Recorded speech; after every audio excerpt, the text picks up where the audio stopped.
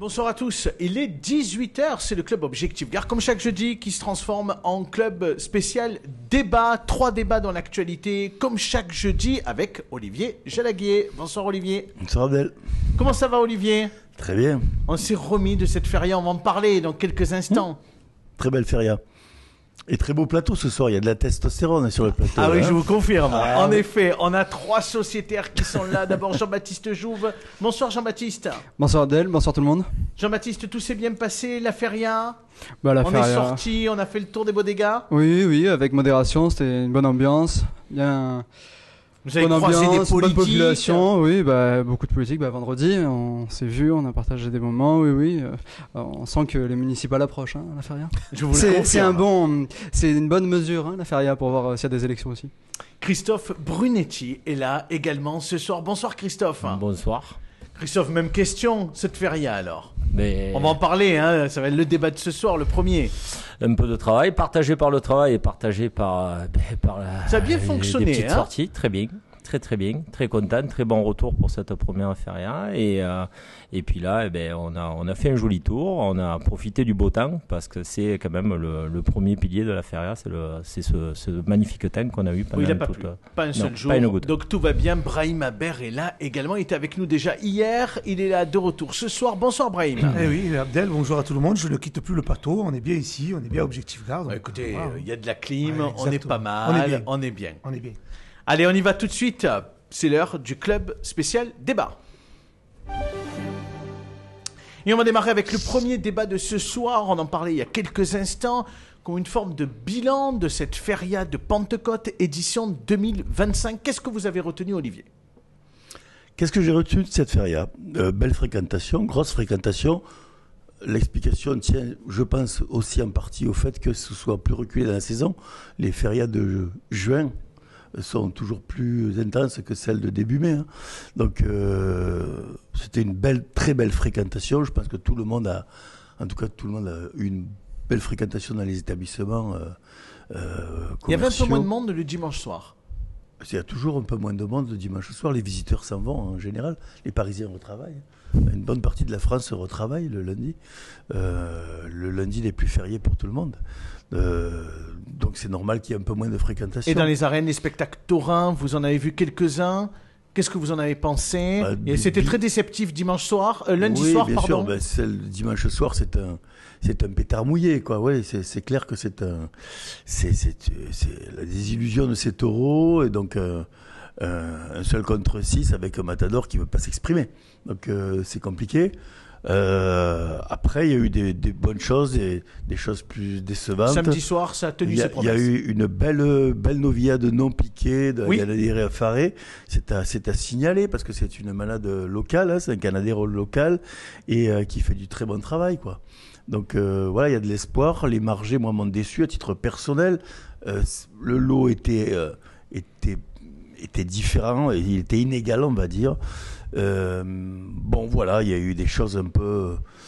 On a vu des belles choses, mais pas de l'euphorie comme certains le prétendent. Et sur les animations de la ville de Nîmes, certains ont regretté l'absence de concerts. Un grand concert sur le parvis des arènes, ça fait 2 ans maintenant qu'il n'y a plus ce grand concert. Est-ce que vous pensez que ça manque? Moi, comme je disais la semaine dernière, je pense qu'il faut avoir une vraie réflexion sur l'avenir de la feria. Il y a beaucoup de choses à mettre en œuvre, beaucoup. Nous, on avait fait des projets, déjà, j'avais fait des projets avec Mania Nîmes, le think tank, à l'occasion des municipales de l'année dernière, les précédentes. Je pense qu'il y a beaucoup de choses à remettre en place. Alors, on en parlait avec Christophe tout à l'heure, mais moi, j'ai passé mon temps à rencontrer des élus, puisqu'effectivement, tous les élus et les candidats tournent. Mais c'est un détail, mais c'est pas qu'un détail. Les urines. Parce que c'est bien beau de boire, mais quand on boit, on évacue. Mais si on ne peut pas évacuer, on évacue dans la rue. Et évacuer dans la rue, on n'est pas des sauvages. Donc malheureusement, quand on n'a pas le choix, les hommes le font, et même plus grave, des femmes le font. Et Et il faut faire en sorte que on puisse leur donner la possibilité de le faire ailleurs et de ne pas imposer cette odeur pestilentielle aux riverains. Donc je pense que c'est de la responsabilité de chaque établissement et que chaque établissement devrait devoir, comme on gère son son, le niveau sonore, on gère sa sécurité, on devrait pouvoir gérer ses urines.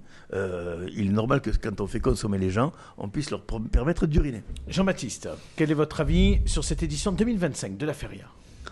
Moi, ce que je retiens, c'est d'abord la réaction. J'ai vu plusieurs réactions de commerçants qui étaient contents de la fréquentation de leurs établissements. Donc ça, c'est une bonne nouvelle. C'est une bonne nouvelle pour l'économie locale, pour le dynamisme de la ville. C'est un bon baromètre. Après aussi, moi, j'ai trouvé que c'est vrai que je regrette un petit peu qu'il n'y ait pas eu ce concert sur le parvis des arènes. Ça faisait un petit peu de mixité dans les animations. Mais par exemple, moi, j'ai trouvé aussi que sur l'avenue Jean Jaurès, sur d'autres endroits à Nîmes où il y avait peut-être un peu moins d'animation avant, là il y en avait un peu plus. C'est intéressant aussi que ça ne se limite pas à l'extrême centre ville. Donc ça c'était un point positif que j'ai bien aimé dans la Feria cette année. Christophe, votre avis sur cette édition 2025 en tant qu'ancien aussi brasseur ? En tant qu'ancien patron de bar, écoutez, on a une activité qui est de plus en plus grandissante. Je pense que l'on doit aussi beaucoup ça au fait qu'on a beaucoup changé la physionomie de la Feria ces dernières années, parce qu'à l'époque, on était sur un modèle de tente avec des comptoirs en bois et de simples guirlandes. Et que maintenant, vous l'avez vu avec le Victor Hugo qui a inauguré son nouveau décor. Moi, à l'époque, sur les Antonins, j'avais fait pareil, un très gros effort pour amener un décor digne de son nom face aux arènes. Et vous avez beaucoup de bodegas. Vous avez le Bourladère, vous avez plein de bodegas sur la bodega du Rubicon Nîmois qui s'est montée sur la place d'Assas, qui ont fait beaucoup d'efforts justement. Et il y a beaucoup de monde d'ailleurs. Et moi, je ne m'en rendais pas compte. C'est une grande réussite, oui. Parce qu'à l'époque, j'étais patron, j'étais tout le temps fermé dans mon établissement, donc j'avais pas ce luxe de pouvoir aller voir ailleurs comment ça se passait. Et quand j'ai fait plusieurs fêtes, la Saint-Louis, plein d'autres endroits, je me suis dit que on n'avait pas grand-chose à envier aux autres, même bien au contraire. C'est ce qui fait à l'heure d'aujourd'hui l'attractivité de la Feria. Et justement, je pense que le concert en fait partie. Il y a plein d'autres choses qui en font partie. Je pense un peu plus de mise en avant de la tradition camarguaise serait la bienvenue aussi, même si on a eu un défilé de chevaux, une paire d'abrivades et une course libre. Mais ça demanderait encore un petit peu plus parce que c'est une spécificité que nous allons avoir sur Nîmes, sur Arles aussi, qui sont nos proches voisins. Mais c'est ce qui va faire la différence avec les autres fêtes. Et après, sur la gestion, Richard Chiven hier a parlé du problème sur le débit d'alcool. Alors, je veux quand même un peu protéger les patrons de bar, vu que j'en ai été un, et dire à M. Chiven que quand même 50% de la consommation d'alcool que vous avez dans les rues de Nîmes ne sort pas d'un bar.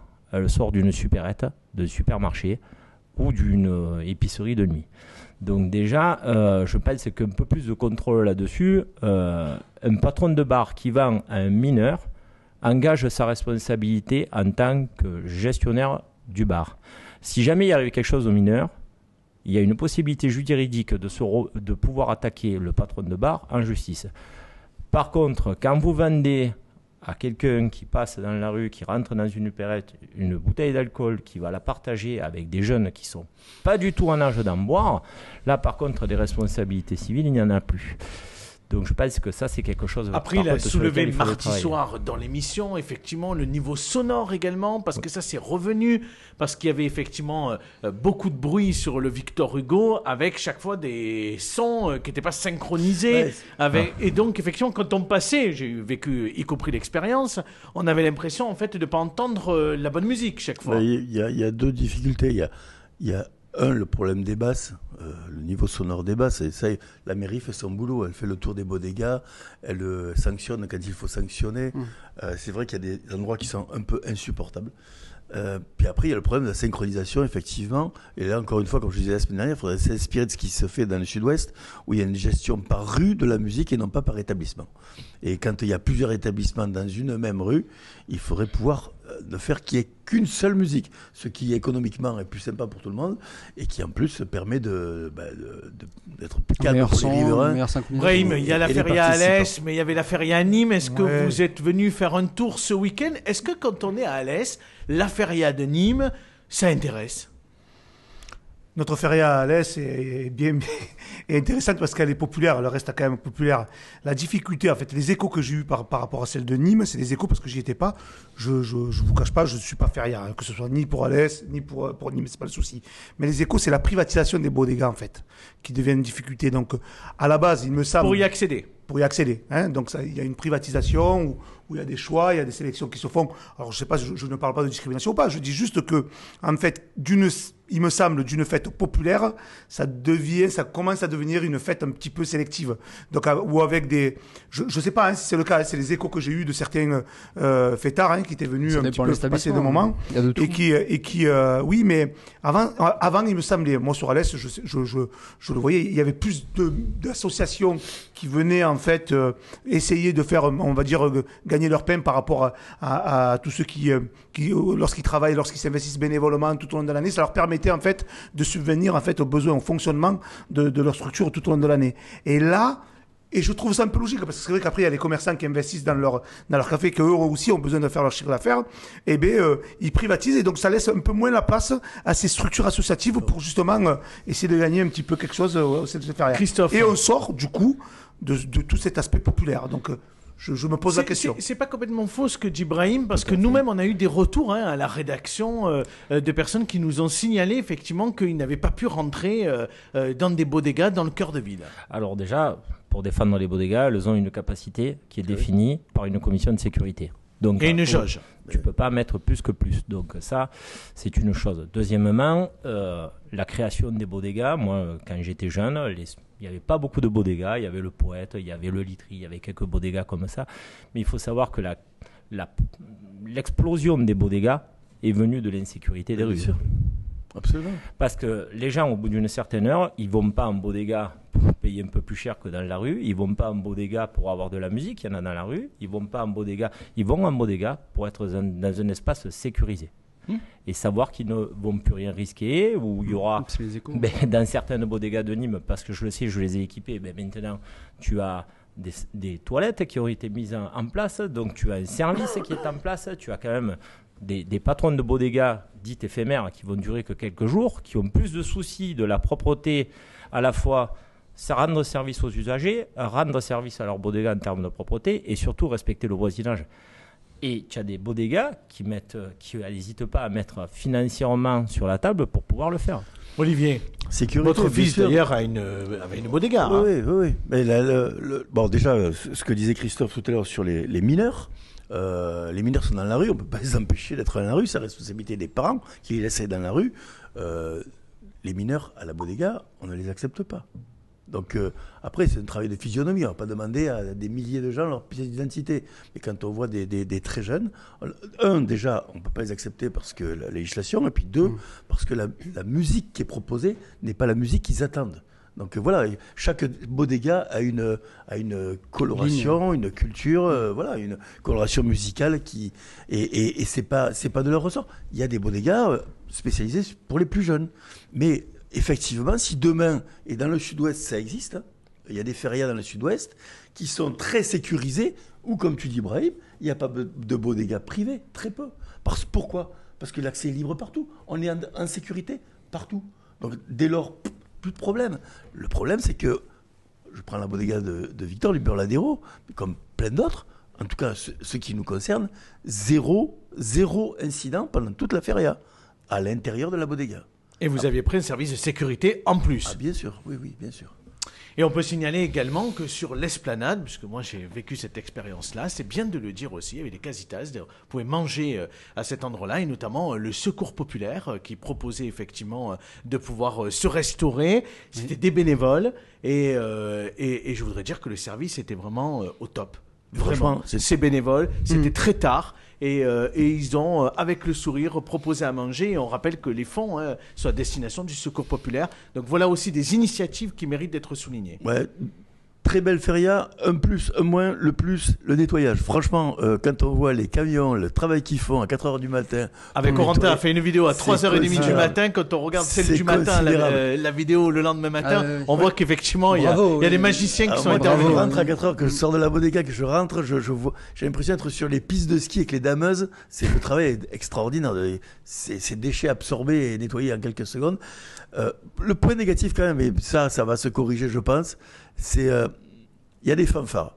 Il y a des fanfares qui mettent la banane à tout le monde dès qu'ils commencent à jouer quelques sons. Nous on en a accueilli plein la bodega tous les midis et j'ai vu c'est un monde que je connais bien, et j'ai vu les fanfarons qui venaient de Lyon, une bodega lyonnaise, qui étaient hébergés par leurs amis nîmois. Pour uniquement venir donner du plaisir aux Nîmois.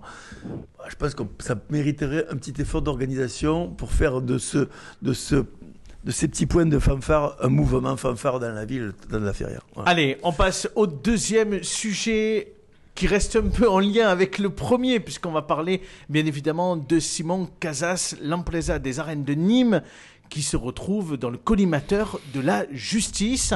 Pour l'instant, on ne sait pas grand-chose, bien évidemment, sur l'enquête préliminaire. On peut juste préciser, puisque ça nous a été confirmé par le parquet de Nîmes, qu'il y a deux griefs, c'est soupçon d'abus de biens sociaux et puis également une fraude fiscale. Est-ce que ça vous a surpris, Olivier Jalaguier ? Alors là, en matière de justice et de soupçons sur les gens, plus rien ne me surprend. Il y a des affaires qui sortent tous les jours. On sait que Simon Casas, c'est pas nouveau. Je sais pas du tout si. Alors, moi, je connais rien de ce dossier, donc je me. Et les présumés innocents, on va bien évidemment le rappeler. Pour l'instant, c'est une enquête préliminaire. Je présume que c'est lié, que ça doit être au problème de TVA.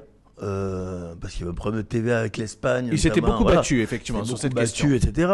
Donc, l'Espagne considère peut-être que c'est de la fraude fiscale parce qu'il n'a pas. Voilà. Je ne sais pas du tout le dossier. Moi, je ne veux pas me prononcer là-dessus. Tout ce que je peux dire, c'est que Simon Casas, on lui doit beaucoup à Nîmes, voilà, sur la Tourmachie, et que il va répondre parce que il a les arguments. Et après, il a créé une nouvelle société, je crois. Il y a une nouvelle société qui a été constituée. Alors, est-ce que l'abus de ce biais social est lié à la création de la nouvelle société ? Je ne sais pas du tout. Ce que j'ai pu lire dans la presse, je crois que c'était chez vous, que il y avait un peu plus de millions et quelques qui avaient été saisis. 1,5 million d'euros. J'imagine que cette saisie, elle est liée aussi à la recette de la feria, parce que c'est pas les bénéfices de la feria, 1 200 000 euros. Donc, si c'est lié, ce qui est dommageable en tout cas, c'est qu'il y a des prestataires derrière qui doivent être payés, qui ne le seront pas. Je ne sais pas comment ça va se passer. Voilà, après il faut attendre d'en savoir plus sur cette affaire, parce que franchement, on ne sait rien.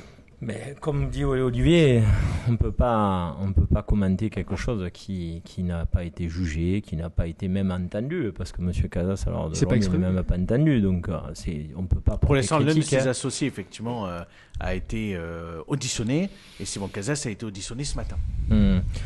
Mais après, tu sais, moi je ne vais pas te parler de Simon Casas, je ne connais pas le sujet et je ne me permettrai pas. Mais après, tu sais, tout ce qui touche au marché public, il y a toujours. Moi j'ai fait des réponses de marché public sur des toilettes il n'y a pas très longtemps, où d'autres toilettes ont été sélectionnées alors qu'elles sont 2,5 fois plus chères que les miennes, qu'elles viennent d'un département qui n'est pas le nôtre. Et quand tu demandes un peu savoir un peu comment, on te dit mais parce qu'il y a des connaissances, parce qu'il y a des voilà, donc c'est un milieu que je connaissais pas du tout, les marchés publics, puisque j'étais pas du tout dans ce domaine, mais où je fais maintenant mon apprentissage. Et je sens que le parcours va être long et dur. Jean-Baptiste. Non, ce qui a été rappelé est important. D'abord, il est présumé innocent. Il s'est pas encore exprimé. Moi, je constate que j'ai lu ce qu'avaient dit ses avocats. Ça me semble assez intéressant. Il est sans doute bien défendu. C'est vrai que c'est très difficile, en fait. Je crois aujourd'hui, voilà, dès qu'on est un petit peu exposé, dès qu'on a aussi l'habitude de d'accomplir des missions un peu médiatisées. De suite, ça prend une ampleur, je trouve, qui est un petit peu disproportionnée. C'est vrai que Après, c'est injusticiable comme un autre. Peut-être rapport de la Chambre régionale des comptes. Il est injusticiable comme un autre. Après, c'est vrai que des fois, on a tendance à de suite dire irrégularité, ceci, cela, sans trop connaître. Donc, faut bien faire attention à ça. Et effectivement, aussi rappeler, même si c'est pas le sujet, moi, quand je pense à Simon Casas, je pense aux arènes, je pense aux fêtes, et je pense à plus de réussite que de difficultés. Brahim. Abdel, je ne connais pas du tout Simon Casas, à Tauromachie, c'est pas un truc qui m'intéresse. C'est juste que j'ai vu qu'à un moment donné, il y a 1,5 million au milieu de tout ça, là, mais c'est là où j'ai du mal. Là. J'ai vu que vous avez fait un article aujourd'hui, je crois que c'est aujourd'hui, hein, hier, sur les 1,5 million, mais ça, en fait, ça consiste à quoi ces 1,5 million? C'est là où j'ai pas trop bien compris. C'est quoi? Mais en fait, il y a une saisie, effectivement, un peu conservatoire, c'est comme ça qu'on saisie conservatoire. dit, d'une somme, effectivement, qui pourrait être le montant dû s'il y a eu une fraude fiscale, parce que pour l'instant, on n'a pas d'éléments très concrets pour le savoir. Après, le parquet a ouvert ce qu'on appelle une enquête préliminaire, c'est-à-dire que l'enquête démarre et on va savoir, après les auditions et après le reste, effectivement, du suivi de l'affaire, où tout cela va mener Simon Casas et ses associés. Juste, alors, pour aller dans ses propos, donc d'après ce que j'ai compris, d'après l'article que vous avez fait, votre journaliste, je ne sais pas si c'est toi ou un journaliste, lequel journaliste c'était qui? C'est pas grave, ouais. C'est pas important. Donc, il y avait les 1,5 million qui ont été posés dans une nouvelle société qui vient d'être créée. Et comment on peut... Non. C'est ça, c'est ça Exactement.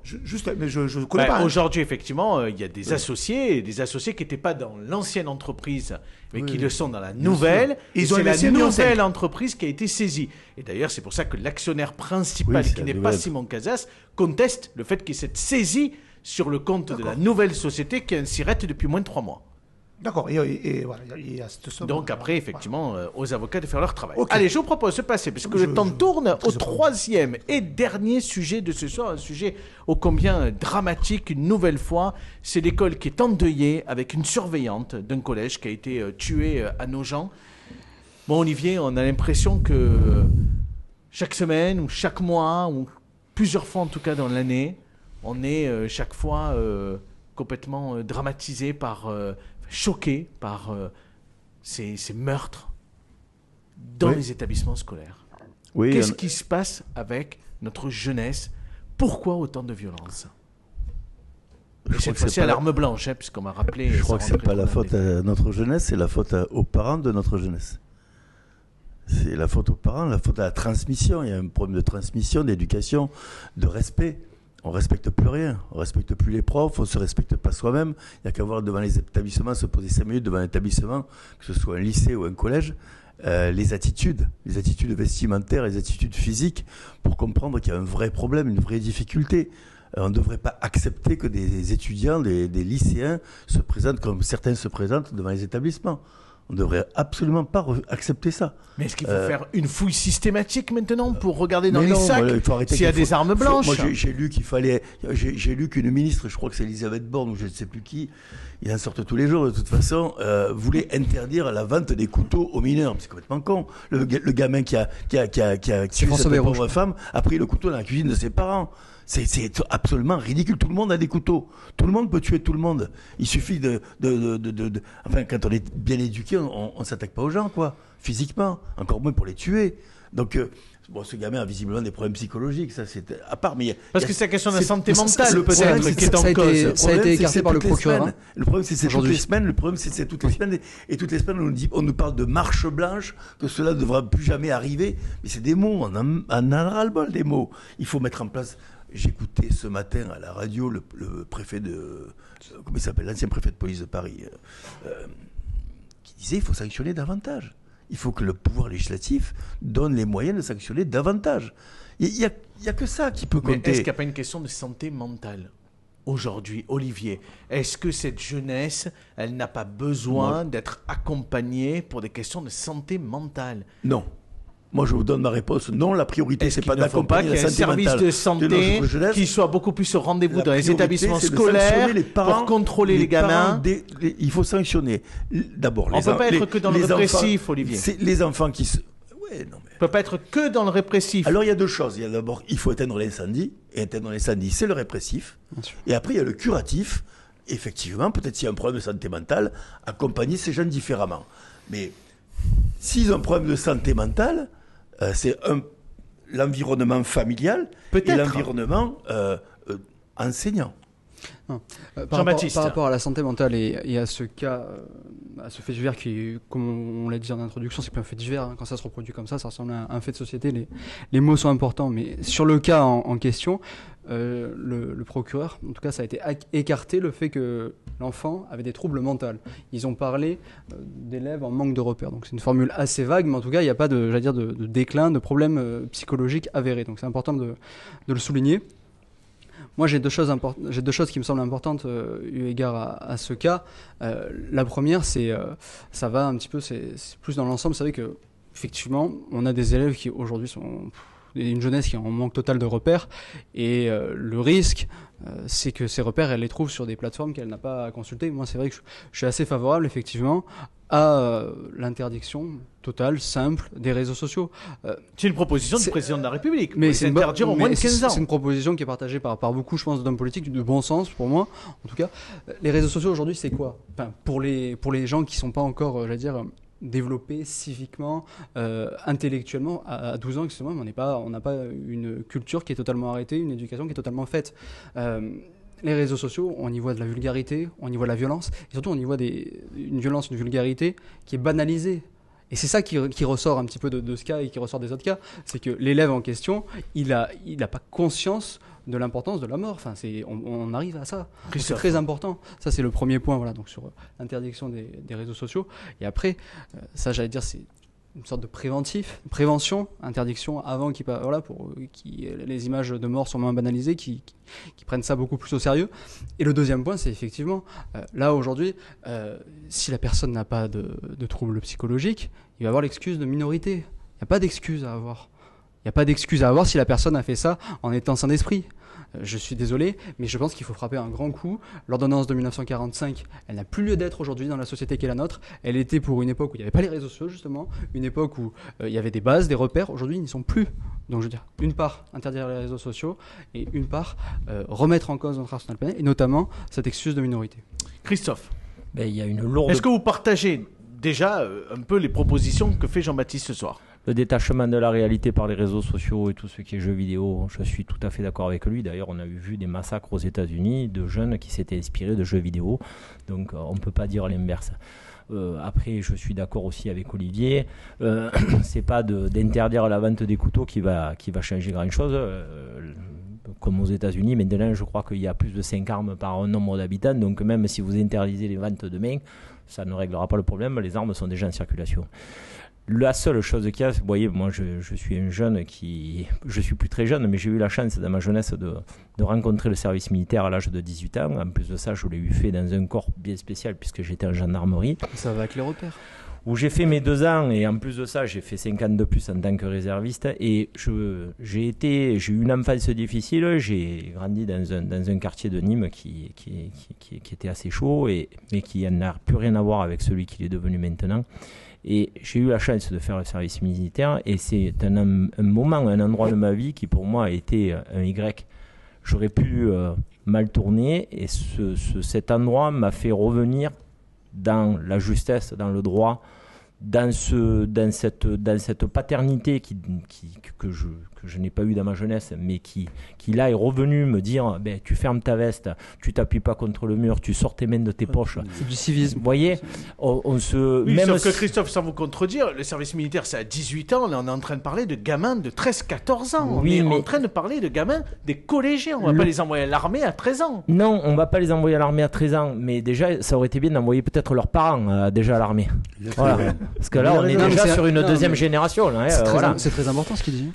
Et surtout, je vais vous dire une chose, c'est qu'à l'heure d'aujourd'hui, on a beaucoup de gens dans ce pays, parce qu'on a eu un régime qui a été fait pour ça, qui font des enfants pour dire, voilà, on va faire des enfants, on va toucher la CAF, on va ci, on va ça.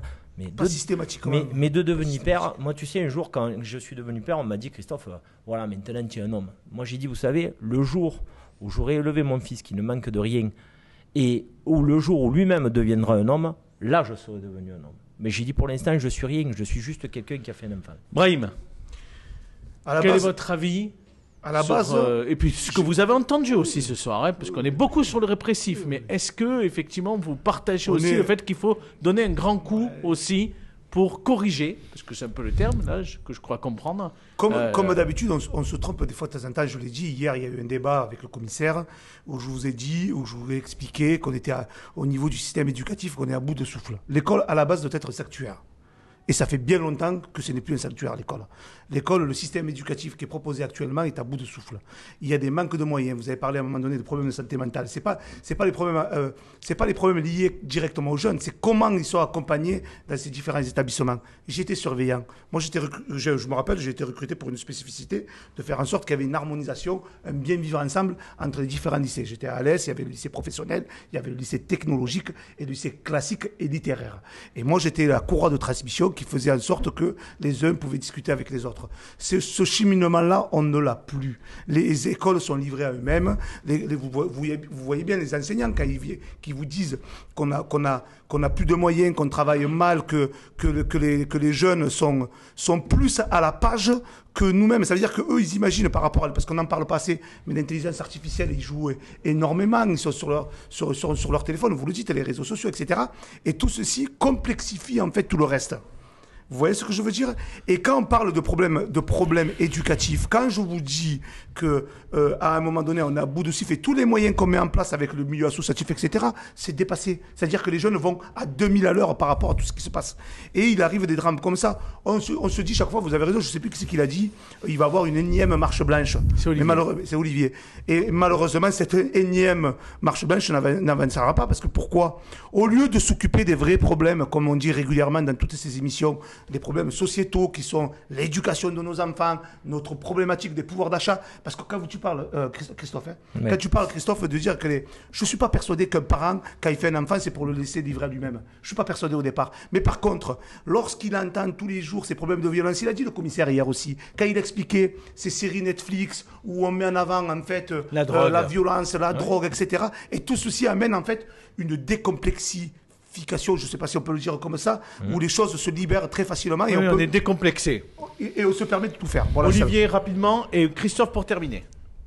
Vous voulez dire quelque chose, Christophe? Oui, j'entends ce que dit Ibrahim, Olivier. mais juste rappeler quand même qu'on est un pays, en nous comparant par rapport aux autres pays européens, il ne se passe pas ça chez nos pays voisins. Hein. Enfin, si, à l'Autriche, on a vu ça cette semaine. Hein. Ouais, enfin, l'Autriche. Je ne me compare pas à l'Autriche quand je parle des pays voisins. Ah, mais les débordements, par exemple, qu'il y a eu à Paris, je parle de l'Italie, je parle parle de l'Allemagne. Il y a des événements, bien entendu, mais aussi récurrents que ça, avec les problématiques qu'on vit aujourd'hui, pas. On est au-dessus du panier. Et manque de moyens, moi j'entends le manque de moyens, mais enfin, le budget de l'éducation nationale est considérable. Considérable. Le problème de l'éducation, c'est qu'on manque de moyens parce qu'il y a beaucoup d'enseignants qui sont en déprime ou en arrêt maladie. Quoi.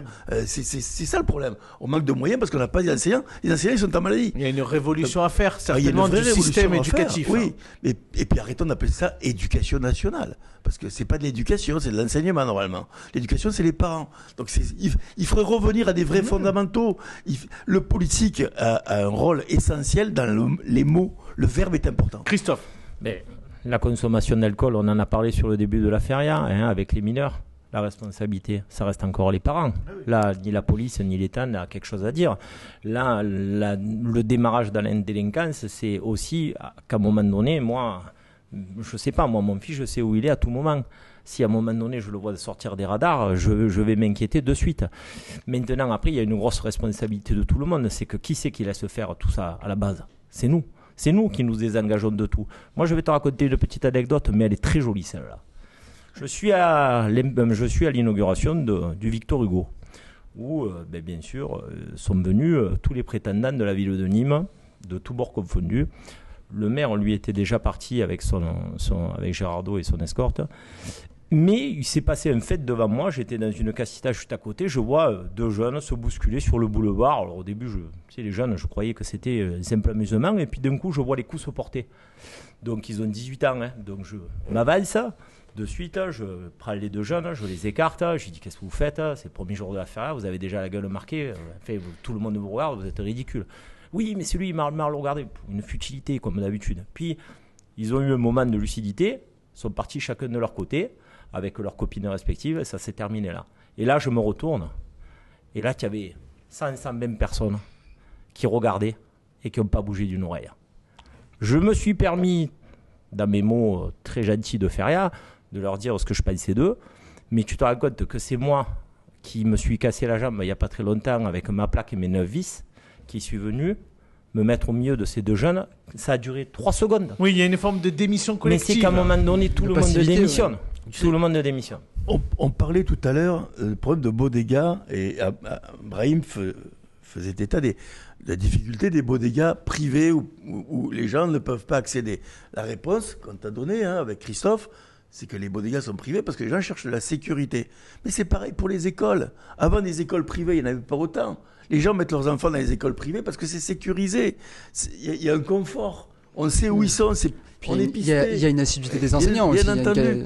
Mais, une ça récurrence. et c'est pas un problème de bourgeoisie, ça vient même Non. des quartiers. Les gens des quartiers qui suivent leurs enfants mettent leurs enfants en école privée, n'est-ce pas? Merci Voilà, à tous, en tout cas, pour l'émission de ce soir. Merci Olivier Et merci à d'avoir vous, été c'était là. On intéressant. était ravis. C'est la dernière la semaine prochaine, puisqu'après, c'est la quille. Mais on va se retrouver jeudi prochain quand même pour la dernière de la Absolument. saison. Merci beaucoup à mes sociétaires. Merci Jean-Baptiste d'avoir été là. Avec plaisir, à bientôt. Merci Christophe. Merci Abdel. Peut-être jeudi prochain. Quand tu veux. Et puis merci beaucoup à Brahim, bien évidemment, d'avoir été là. 2 Des soirs d'affilée quand même. Hein. Et des sujets ni mots ni moins, Oui, sauf c'est le vrai. dernier. Mais merci d'y avoir participé, Brahim. Merci à tous, en tout cas, d'avoir t-shirt. suivi ce nouveau numéro. Merci à Romain Curat pour la réalisation de l'émission. On va se donner rendez-vous lundi pour la dernière semaine du club Objectif Gare avant la fin de la saison. Bon week-end à tous, à lundi.